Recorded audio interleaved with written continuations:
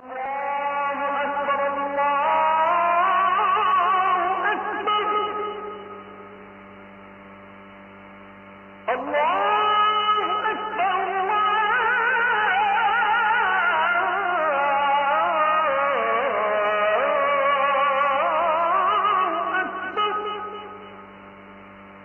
নম্বরে হচ্ছে পৃথিবীতে সব নবীরা এক মিশন এবং ভিশন নিয়ে এসেছে।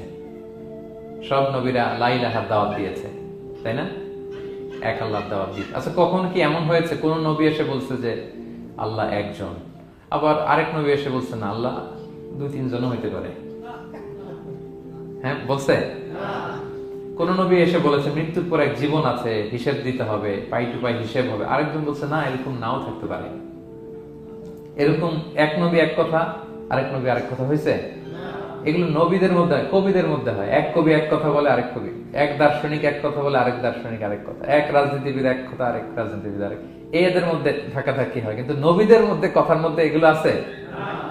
কারণ তারা মন গড়া কথা বলে না। ওমা ইয়ানতিকু আনিল হাওয়া ইন হুয়া ইল্লা ওয়াহয়ু ইউহা। তাদের কথা আসে একটা হেডকোয়ার্টার থেকে।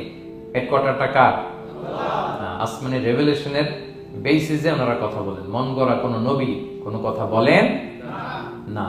তাহলে 4 নম্বর শিক্ষা হচ্ছে সব নবীর মিশন ভিশন এক। এজন্য তাদের মধ্যে একটা কোঅপারেশন ছিল। সূরা ইয়াসিনে চমৎকার একটা ঘটনা আছে। একটা জনপদের নাম উল্লেখ করা হয়নি, কিন্তু কোন কোন মুফাসসির বলেছেন এটা তুরস্কের আন্তাকিয়া জনপদে আল্লাহ একটা কাজে, দাওয়াতি কাজে 2 জন নবীকে পাঠালেন। কয়জন? 2 জন। কাজ একটা, কিন্তু কয়জন? 2 জন। এরকম সাধারণত অন্য নবীদের ক্ষেত্রে হয় না, কোরআনে পাওয়া যায় না যে এক কাজে এক জায়গায় 2 নবী, এরকম হয় না।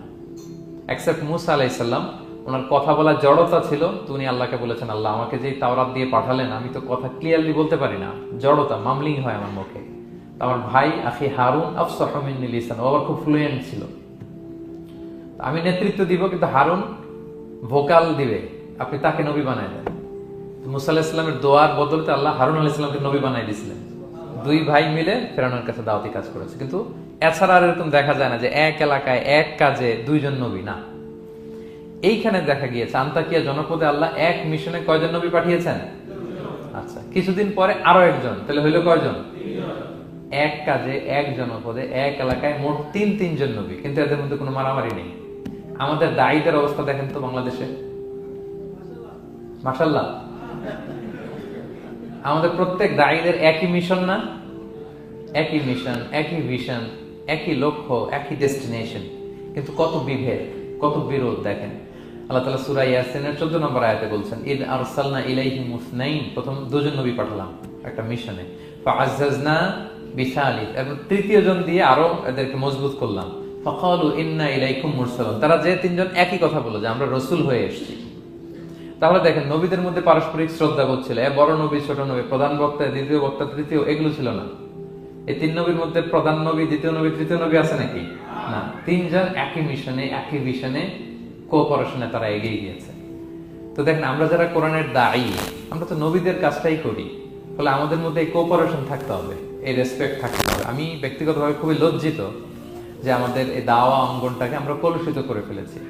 আমরা অন্য আলেমকে, অন্য দায়ীকে তুচ্ছ করা, তাচ্ছিল্য করা, ছোট করা, হেয় করা, তাকে বাতিল করা, নাকচ করা, এরকম আমরা করে থাকি। আমি একাই ইসলামের মুখপাত্র, আমি যা বলবো এটাই, এটা ঠিকাদারি আমার কাছে, এরকম একটা মেন্টালিটি আছে না?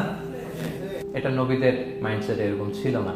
ওনারা কোঅপারেশনে, কোলাবোরেশনে কাজ করতেন, পার্টনারশিপে, একে অপরের প্রতি রেসপেক্ট ছিল। কোন নবী আরেক নবী বিসৎকার করে নাই, কিন্তু আমরা এক দায়ী আরেক দায়ীকে কাফের বলতেও তো আমরা দ্বিধাবোধ করি না, কি বলেন? আল্লাহ তাআলা আমাদের বোঝার তৌফিক দান করুন।